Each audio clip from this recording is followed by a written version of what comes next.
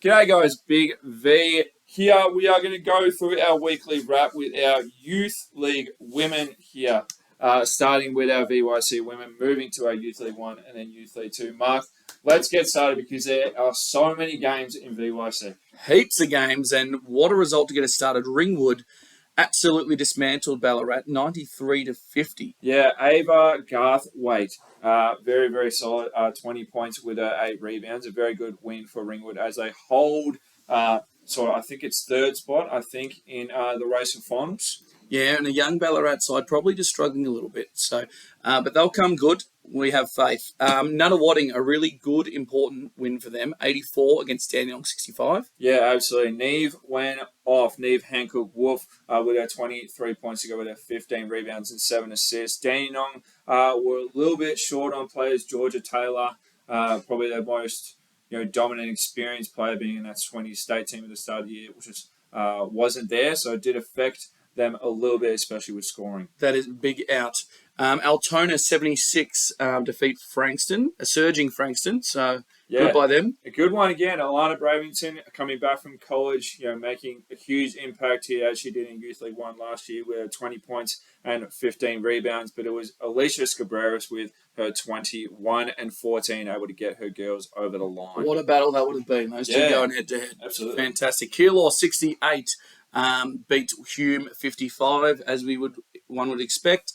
Waverley, a good win, 72, defeat Melbourne 68 in a cracker. Frankston bounced back 48 against Kilsyth 47. Yeah, a very, very low-scoring game here, 1-point win. Very short. You'd think Kilsyth with some big bodies able to get a lot of offensive rebounds. Would have thought this game would have been a little bit more of a higher scoring, but there were some incredible matchups here across this game. Yeah, and a big defensive defensive game, which is important as well. Yeah. Dandenong bounced back 69, defeat Diamond Valley 65, a really important one. Nunawading couldn't get the 2-0 weekend. They split it. 60, lose to Sandringham 73.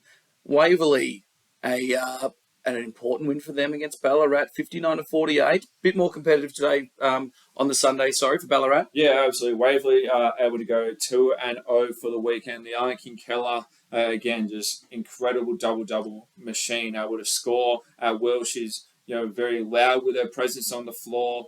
She has a great sort of post presence where she's got the hand up and demanding the ball and chasing her offensive rebounds and holding teams to one possession. So very, very good weekend for Kinkeller. Yeah, they'll be stoked, the Waverley girls. And finally, we've got Altona with a comfortable win over Casey, 82-63. Yeah, game of the week there, very, very close. Game of the week, 1v2. Altona, very good job to get that win there, holding first position. Big one. All right, and on to Youth League 1 women.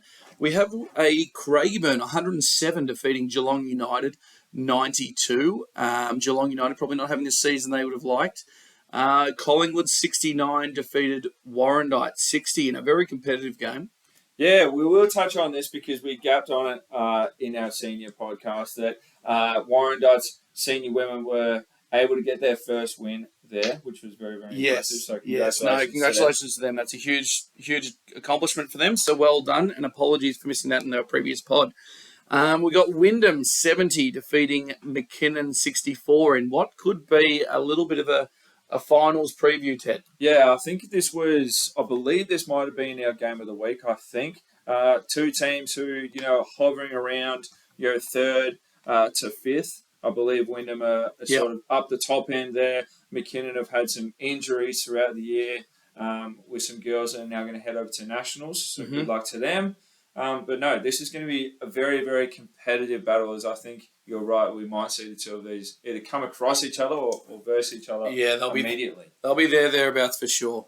And then we have Bulleen with a huge win over Collingwood, 82-34. Yeah, absolutely. It was Talia Leeson. There you go. Talia Leeson, couldn't think of her. Had a very nice game here. Surprise. Talia Leeson scoring well and a big win. Absolutely, yeah. Collingwood just unable to get it done. Leeson had 24 points herself, able to get it done. Free throw lines 4 from 4 with her 4 steals. Very nice from her.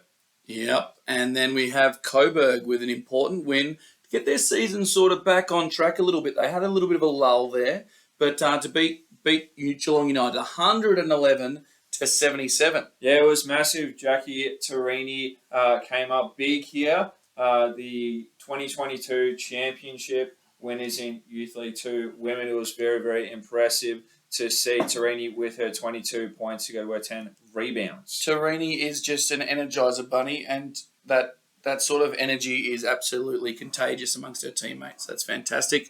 Pakenham 82 defeated McKinnon 77 in what, again, that's an upset, and that is a really important win for Pakenham, and McKinnon will probably be a little bit disappointed with their weekend overall. 100%. Pakenham just behind McKinnon there, so they're trying to edge over them as they make the race for finals. Eltham 87 defeats Sunbury 44, as one would expect, and then a decent game, Wyndham 87 defeating Camberwell 77. Jasmine Goodman having a real influence in that one.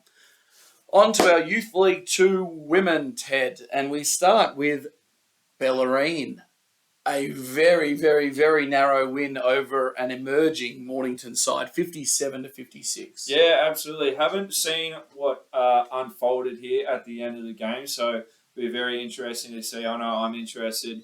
We'll go back and watch the film to see what happened here. But Summerfield had a very nice game herself with the 12 points, 11 rebounds, 5 assists, 8 steals, and 4 blocks. I could keep going if there were more statistics because I don't doubt she would have added them on. She had herself a night, that's for sure. And that could very well be a finals preview, that matchup right there. Without a doubt. Without a doubt, could very well be. I'm not locking it in, but could very well be. That's exciting. And Sherbrooke 72 defeated Southern Peninsula 63, and the Rosowski had a big one. Yeah, she did. Just unable to get the win there. 15 points with her 14 rebounds. Erin just unable to get that W. Sherbrooke on the way up. They've sort of found form there towards the second half of the season, making a real push. And good to see Gunther step up. It's usually the Olivia Kingston show. It is. But good to see Gunther step up and have a really big impact in that one. Absolutely. Whittlesea continue to roll. 66 defeat Albury Wodonga, 58. Yeah, it was Isabel Ryan with her 14 points to go with her 8 rebounds and 3 steals. Isabel Ryan in that starting 5, she's made it quite a few times this year, solidifying her sort of dominance across the league here. She is possible an All-Star 5 candidate, I would think. I was just going to ask you about that, Ted. She's probably definitely one of the stronger guards in the competition. I agree.